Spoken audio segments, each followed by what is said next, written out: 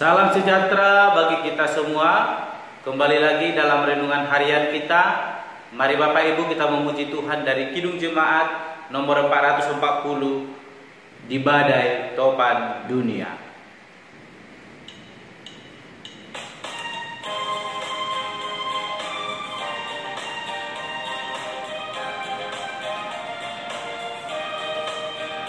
Di badai topan dunia, Tuhanlah perlindunganmu. Kendati goncang semesta, Tuhanlah perlindunganmu. Ya Yesus gunung batu di dunia, di dunia, di dunia. Ya Yesus gunung batu di dunia, tempat berlindung yang teguh. Amin. Mari Bapak Ibu kita membuka Alkitab kita dari kitab Ayub pasal yang ke-24 ayat pertama sampai dengan yang ke-25. Demikianlah firman Tuhan dengan perikop, Allah seakan-akan acuh tak acuh terhadap kejahatan. Mengapa yang Maha Kuasa tidak mencadangkan masa penghukuman, dan mereka yang mengenal Dia tidak melihat hari pengadilannya? Ada orang yang menggeser batas tanah, yang merampas kawanan ternak, lalu menggembalakannya. Keledai kepunyaan yatim piatu dilahirkannya, dan lembu betina kepunyaan seorang janda diterimanya sebagai gadai. Orang miskin didorongnya dari jalan, orang sengsara di dalam negeri terpaksa bersembunyi semuanya. Sesungguhnya seperti keledai liar di padang gurun, mereka keluar untuk bekerja mencari apa-apa di padang belantara sebagai makanan bagi anak-anak mereka. Di ladang mereka mengambil makanan hewan, dan kebun anggur milik orang fasik dipetiki buahnya yang ketinggalan. Dengan telanjang mereka bermalam karena tidak ada pakaian, dan mereka tidak mempunyai selimut pada waktu dingin. Oleh hujan lebat di pegunungan mereka basah kuyup, dan karena tidak ada tempat berlindung, mereka mengimpitkan badannya pada gunung batu. Ada yang merebut anak piatu dari susu ibunya, dan menerima bayi orang miskin sebagai gadai. Dengan telanjang mereka berkeliaran karena tidak ada pakaian, dan dengan kelaparan mereka memikul berkas-berkas gandum. Di antara dua petak kebun mereka membuat minyak. Mereka menginjak-injak tempat pengirikan sambil kehausan. Dari dalam kota terdengar rintihan orang-orang yang hampir mati, dan jeritan orang-orang yang menderita luka. Tetapi Allah tidak mengindahkan doa mereka. Ada lagi golongan yang memusuhi terang, yang tidak mengenal jalannya, dan tidak tetap tinggal pada lintasannya. Pada parak siang bersiaplah si pembunuh. Orang sengsara dan miskin dibunuhnya, dan waktu malam ia berlaku seperti pencuri. Orang yang berzina menunggu senja, pikirnya jangan seorang pun melihat aku, lalu dikenakannya tudung muka. Di dalam gelap mereka membongkar rumah, pada siang hari mereka bersembunyi. Mereka tidak kenal terang, karena kegelapan adalah pagi hari bagi mereka sekalian, dan mereka sudah biasa dengan kedahsyatan kegelapan. Mereka hanya di permukaan air, bagian mereka terkutuk di bumi. Mereka tidak lagi pergi ke kebun anggur mereka. Air salju dihabiskan oleh kemarau dan panas. Demikian juga dilakukan dunia orang mati terhadap mereka yang berbuat dosa. Rahim ibu melupakan dia, berengah mengerumutnya, ia tidak diingat lagi. Kecurangan dipatahkan seperti pohon kayu. Ia mencarahi perempuan mandul yang tidak beranak, dan tidak berbuat baik terhadap seorang janda. Bahkan menyeret orang-orang perkasa dengan kekuatannya. Ia bangun kembali, tetapi hidupnya tidak terjamin. Allah memberinya keamanan yang menjadi sandarannya, dan mengawasi jalan-jalannya. Hanya sebentar mereka meninggikan diri, lalu tidak ada lagi. Mereka luru lalu menjadi lisut seperti segala sesuatu. Mereka dikerat seperti hulu tangkai gandum.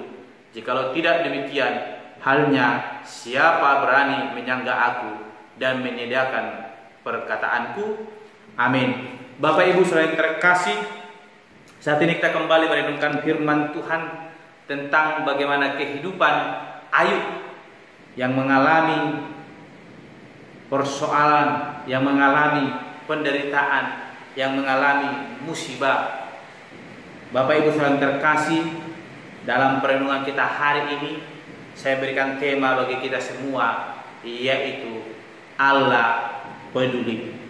Bapak Ibu saudara terkasih, Allah begitu peduli dalam kehidupan kita. Sekalipun mungkin hari ini kita merenungkan firman Tuhan, bagaimana Ayub membela dirinya dan berkata seakan-akan atau seolah-olah Allah acuh tak acuh terhadap kejahatan, sehingga Ayub membela dirinya dan mengatakan bahwa yang Maha Kuasa sedang tidak memperhatikan, bahwa yang Maha Kuasa sedang acuh tak acuh kepada kejahatan, membiarkan kejahatan merajalela sebagaimana yang dia alami, di mana dia mengalami kecurangan, di mana dia mengalami persoalan hidup yang mana sahabat-sahabat bahkan keluarga terdekatnya sekalipun meninggalkan Ayub. Bapak Ibu saudara terkasih, begitu sulit apa yang dialami oleh Ayub, sehingga dalam pikirannya, dalam kejenuhannya, dia berpikir bahwa Allah tidak peduli lagi dalam kehidupannya, sehingga dia menyampaikan pembelaan dirinya dan dia berkata seakan-akan Allah acuh tak acuh melihat kejahatan. Sekalipun mungkin kejahatan telah terjadi banyak dalam kehidupan sebagaimana dijelaskan oleh Ayub pada saat ini, bagaimana orang-orang mengambil hak-hak para janda, mengambil hak-hak para orang yatim, bahkan orang-orang yang memiliki harta, memiliki kekuasaan, melakukan penindasan kepada orang-orang yang miskin, sehingga setiap orang yang tidak memiliki apapun ketika hujan datang, ketika berada di pegunungan, maka dia pun harus terus kena hujan tersebut, dan Tuhan membiarkan hal tersebut. Inilah yang disampaikan oleh Ayub. Bapak Ibu saya yang terkasih, terkadang memang persoalan yang kita alami, masalah yang kita alami, kadang membuat kita jenuh, membuat kita lupa akan kebenaran firman Tuhan, dan kita kadang menyalahkan Allah yang tidak mau membelah hak kita, yang seharusnya kita mengalami kegembiraan, sukacita karena telah mengikuti Allah. Allah berdaulat atas kehidupan kita. Allah tidak pernah meninggalkan kita. Sekalipun mungkin kita sedang mengalami persoalan, namun ingat Bapak Ibu yang terkasih, jangan sekali-sekali untuk memuji Allah. Allah selalu ada bersama dengan kita. Allah tidak pernah meninggalkan kita. Sekalipun mungkin ada persoalan yang kita alami, namun perhatikan, renungkan perjalanan hidup kita selama ini. Sekalipun ada persoalan yang berat, namun Allah selalu memberikan bahu yang kuat bagi kita, memberikan tangan yang kuat, memberikan kaki yang kuat untuk boleh melewati hari-hari dalam hidup kita. Bahkan Allah terus boleh menopang kita lewat penyertaannya yang luar biasa. Bapak Ibu saudara yang terkasih, kita tidak dapat menyalahkan Ayub tentang apa yang ia alami. Namun sebagai orang percaya, seharusnya Ayub berseru kepada Allah, bukan menjadikan atau memberikan pernyataan bahwa Allah seolah-olah atau seakan-akan acuh tak acuh terhadap kejahatan. Yang seharusnya kejahatan mendapatkan ganjarannya, yang seharusnya kejahatan mendapatkan ganjaran daripada Allah, sehingga boleh terjadi pertobatan, sehingga boleh terjadi kemenangan melalui karya akan anugerah Allah yang boleh senantiasa boleh menyatakan bahwa Dia adalah Allah yang Maha Kuasa. Namun Allah bukan tidak peduli dalam hidup kita, namun Allah sangat peduli dalam kehidupan kita lewat kasih-Nya yang begitu besar. Bapak Ibu terkasih, terkhusus sebentar lagi kita akan merenungkan atau memperingati, merayakan kelahiran Yesus Kristus, kedatangannya ke dunia ini hanya untuk mengasihi kita, hanya untuk menjadikan kita satu dengan Allah. Allah peduli dalam hidup kita. Ketika kita jatuh dalam dosa, jatuh dalam keberdosaan kita, Allah bukannya datang untuk membawa penghukuman dalam hidup kita, namun Allah rela boleh mengorbankan dirinya dalam bentuk, dalam inkarnasi yang dialami, lakukan, di mana Allah boleh menjadi Yesus Kristus ketika datang ke dunia ini dan membawa perubahan total, membawa keselamatan dalam hidup kita. Yang dahulunya kita adalah orang-orang yang selayaknya dihukum karena upah dosa ialah maut, namun karena kasih Kristus kita boleh ditebus, diselamatkan, dan boleh memperoleh keselamatan itu dan menikmati anugerah yang daripada Allah. Jadi Bapak Ibu, jangan sekali-sekali kita berkata bahwa Allah tidak peduli dalam hidup kita. Allah sangat peduli dalam hidup kita. Mari renungkan apa yang sedang kita alami. Mari renungkan apa perbuatan Allah yang telah kita alami sepanjang hidup kita, sehingga sampai hari ini penyertaan Tuhan masih kita rasakan. Sekalipun mungkin Bapak Ibu, situasi yang kita alami saat ini membuat kita jenuh, bahkan mungkin lupa akan kuasa Allah dalam hidup kita. Terus berpengharapan kepada Allah, maka kita tidak akan pernah melupakan Allah. Ketika kita terus berseru kepada Tuhan, sekalipun banyak persoalan yang kita alami, Dialah Allah yang peduli, yang tidak akan pernah membiarkan kita, yang senantiasa menolong hidup kita. Bukti yang terbesar, karya yang luar biasa telah dinyatakan. Keselamatan itu diberikan kepada kita, setiap kita yang percaya kepadanya. Allah yang tidak berdosa boleh datang ke dunia ini hanya untuk menanggung keberdosaan kita. Kita yang seharusnya dihukum, namun Allah boleh rela hidupnya, boleh mati di kayu salib hanya untuk menebus kita. Lewat bilur darahnya kita boleh mengalami penyucian, kita dibersihkan dari keberdosaan kita, bahkan kita dikasihi dan kita diberikan janji surgawi yang luar biasa. Ketika kita percaya, maka tiba saatnya Tuhan akan mengangkat kita, membawa kita ke tempat perhentian terakhir, boleh bersama-sama memuji, memuliakan Allah. Betapa besar kasih Allah, Bapak Ibu kasih.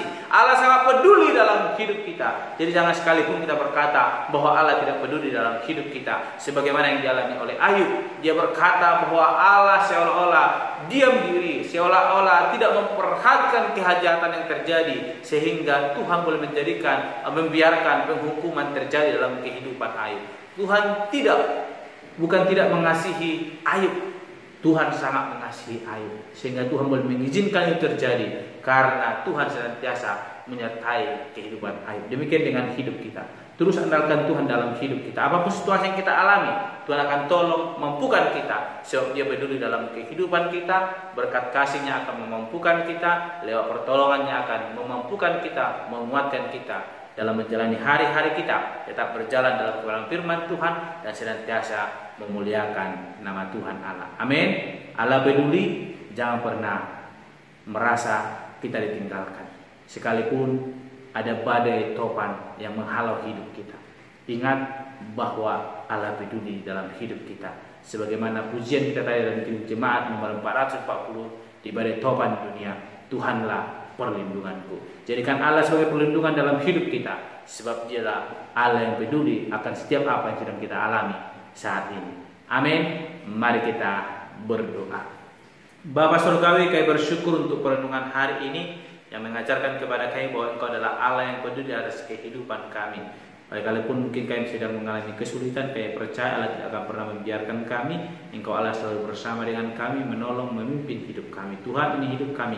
Kami serahkan seluruh kehidupan kami ke dalam tangan Tuhan, dan kami percaya Engkau adalah Allah yang kami sembah, Allah yang senantiasa terus boleh menolong hidup kami apapun situasi yang boleh kami alami. Berkat Tuhan senantiasa boleh melingkupi, memampukan kami dalam menjalani hari-hari kami, senantiasa boleh hidup dalam kebenaran firman Tuhan. Terpuji Engkau Bapa, di dalam nama kami berdoa dan mengucap syukur. Haleluya. Amin.